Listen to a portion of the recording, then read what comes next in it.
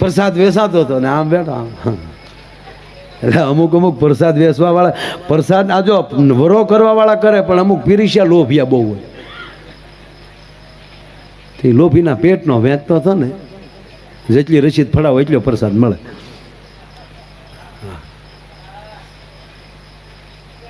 આમાં તો રસીદ નહોતી. અહીંયા તો નાથો ભાઈ જ વેચતો હતો આપણો ગામનો. તો એ આમ સોપડતો જાય મારી દીકરો, બોલો સીતારામ, બોલો સીતારામ. બોલો કે તારો ખાવો કે સાટવો, હું સીતારામનો દીકરો.